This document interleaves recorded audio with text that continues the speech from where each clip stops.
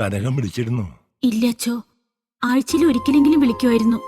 കുറച്ചു ദിവസം മുമ്പ് വിളിച്ച് തമിഴ്നാട്ടിൽ പോവാൻ എന്തോ പറഞ്ഞിരുന്നു. പിന്നെ വിളിച്ചിട്ടേ ഇല്ല.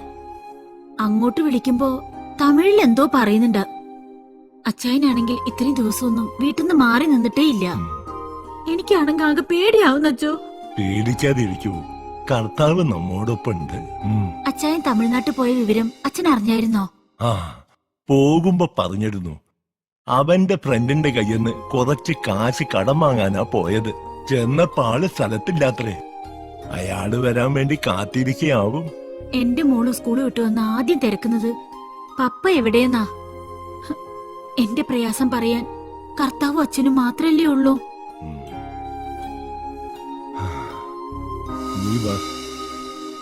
അച്ഛൻ കാര്യമായിട്ടൊന്ന് ഉപദേശിച്ചെങ്കിൽ അച്ചായനെ അനുസരിച്ചേനെ. അത് ശരിയാവില്ല ഗ്രേസി.